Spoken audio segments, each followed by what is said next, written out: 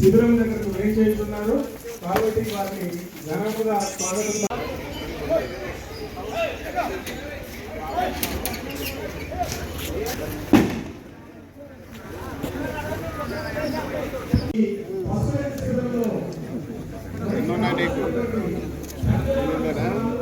గేదెలు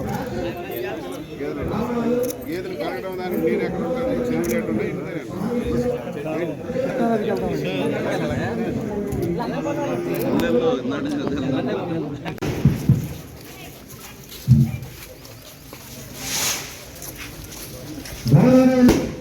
శ్రీ పింజారి సత్యనారాయణ గారికి, కొండపల్లి శ్రీనివాస మరియు రాష్ట్ర గ్రామ తెలుగుదేశం పార్టీ నాయకులకు, కార్యకర్తలకు, ప్రజలందరికీ పేరు పేరుగా స్వాగతం పలుకుతున్నాం.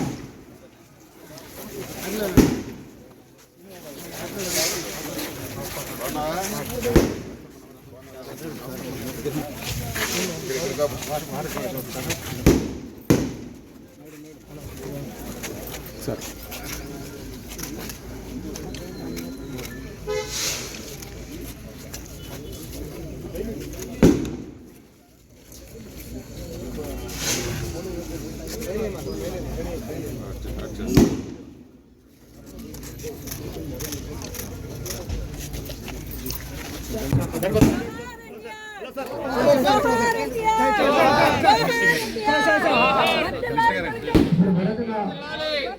తెలుగుదేశం పార్టీ వ్యవస్థాపకులు సభ్యుల ఎన్టీఆర్ గారి విగ్రహానికి పూలమాలతో పింజారి సత్యనారాయణ గారు మరియు కొండపల్లి శ్రీనివాస్ గారు మరియు జనసేన నాయకులు, తెలుగుదేశం పార్టీ నాయకులు, పశుసంవర్ధక శాఖ ఉన్నతాధికారులు అందరూ కూడా ఘన నివాళులు అర్పించుతున్నారు.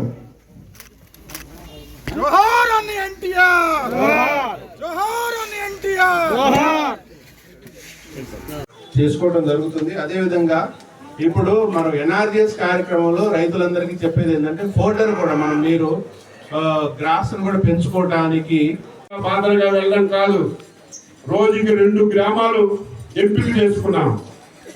ఆ 2 గ్రామాలకు వెళ్ళి గొర్రెలున్నా, గేదెలున్నా, ఆవులున్నా, కోళ్ళున్నా ప్రతి యానిమల్కి వ్యాక్సినేషన్ ఇచ్చి, ఒకవేళ ఏవైనా సరే జబ్బులుంటే దానికి మందులు ఇచ్చి ఈరోజు రైతుకు మేలు చేయాలని ఒక మంచి కార్యక్రమాన్ని ప్రారంభించాం. దీని గురించి హెడ్ ఆఫీస్ నుంచి ప్రతి జిల్లాకి ఒక సీనియర్ ఆఫీసర్కి వేసాం. చేసిందైనా చిత్తశుద్ధితో చేయాలి, చేసిందైనా ప్రతి ఒక్కరికి ఈ మేలు జరగాలని ఈ కార్యక్రమాన్ని ఈరోజు తీసుకుంటున్నాం. దీనివల్ల 45 లక్షల కుటుంబాలకి మేలు జరుగుతుంది. ఇంకా రేపు భవిష్యత్తులో ఈ శాఖ ద్వారా అనేక కార్యక్రమాలు చేయదలుచుకున్నాం. మీ అందరికీ తెలుసు 2014-19లో పశువులకి క్యాటిల్ సెట్స్ నిర్మించాం. మీ ఊళ్ళో లేకపోవచ్చు, ఎందుకంటే మీరు మంగళగిరి మున్సిపాలిటీ పరిధిలో ఉంది.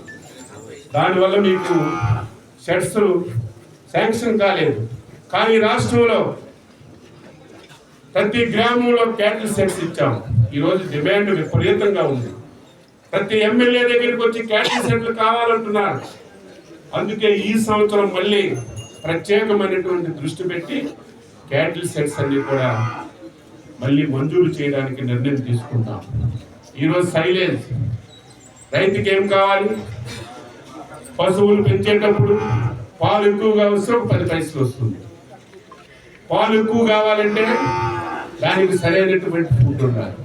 గతంలో మనం సైలేజ్ ఇచ్చేవాళ్ళు. ఎక్కువ పాలు రావడానికి అవసరమైనటువంటి గడ్డి సరఫరా చేసేవాళ్ళు. 5 సంవత్సరాలు అన్ని అట్టల మీద పెట్టేశారు. మళ్ళీ ఇప్పుడు అవన్నీ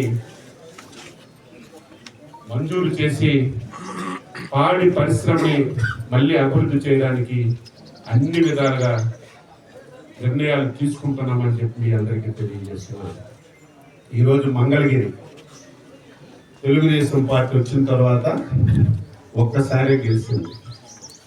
మీరు ఏ జన్మలో పుణ్యం చేసుకున్నారో కానీ లోకేష్ బాబు లాంటి నాయకుడు మీకు దొరకడం మంగళగిరి ప్రజల అదృష్టం అని చెప్పి మీ అందరికీ ఈ సందర్భంగా తెలియజేస్తున్నాను. ఈరోజు ఒక చరిత్ర ఈ నియోజకవర్గానికి సృష్టించబడుతుంది. ఏ ఒక్కడిల్లా రాజకీయాలతో సంబంధం లేదు, పార్టీలతో సంబంధం లేదు. ఈ నియోజకవర్గంలో ఏ పౌరుడు లోకేష్ బాబు గారి దగ్గరకో వాళ్ళ ఆఫీస్కో వెళ్తే కష్టం చెప్తే వెంటనే పరిష్కరించి మీకు సమాచారం ఇచ్చే విధానాన్ని మొదటి చూస్తున్నాను మన నియోజకవర్గంలో అని చెప్పి మీ అందరికీ తెలియజేస్తున్నాను. ఈ నియోజకవర్గాన్ని ఎవరు ఎంపిక చేసుకోరు, కానీ సాహసోపేతంగా ఇటువంటి నియోజకవర్గాన్ని ఎంపిక చేసుకోవాలి, ఇక్కడే అభివృద్ధి చేయాలి, ఇక్కడ ప్రజల మన్నలు పొందాలని 2019లో పోటీ చేస్తే మనందరం ఏం చేశామో మీ అందరికీ తెలుసు. నాలాంటి అయితే భయపడి ఈ నియోజకవర్గం నాకు వద్దని చెప్పి పారిపోతాను. కానీ దమ్మున్న నాయకుడు మన నాయకుడు లోకేష్ బాబు ఎక్కడైతే ఓడిపోయానో అక్కడే మళ్ళీ శబాష్ అనిపించుకునే విధంగా, అక్కడే మళ్ళీ పార్టీని అత్యంత వైభవంగా తయారు చేయాలనే ఆలోచనతో 2024లో పోటీ చేయడానికి ఏదో 19లో పోయానని ఎక్కడికో వెళ్ళిపోవడం, నియోజకవర్గానికి విడిచిపెట్టేయడమో కాకుండా 5 సంవత్సరాలు నర్స్ చేశాడు, అనునిత్యం మీ మధ్యన ఉన్నాడు. అధికారం లేకపోయినా మీరే కష్టం చెప్పినా ఏ ఇబ్బంది ఉన్నా అనునిత్యం మీకు అండదండగా ఉండి నాయకుడిగా నిరూపించుకొని మొన్న జరిగినటువంటి ఎన్నికల్లో అత్యధిక మెజారిటీ 3వ స్థానంలో మెజారిటీ సంపాదించుకున్నాడంటే అటువంటి నాయకుడు మన యువ నాయకుడు అని చెప్పి మీ అందరికీ ఈ సందర్భంగా తెలియజేస్తున్నాను. మీరు జీవితాంతం ఆయన గుర్తుపెట్టుకోవాలి. ఈ నియోజకవర్గంలో ఎప్పుడైనా నాకు ఓపిక లేదు, నేను సేవ చేయలేనని తప్పించుకునే వరకు మీరు ఆయనకు విడిచిపెడితే మీకు మంచి జరగదని చెప్పి సందర్భంగా తెలియజేస్తున్నాను. ఈరోజు ఇంకా మీరు చూస్తారు చాలా కష్టం.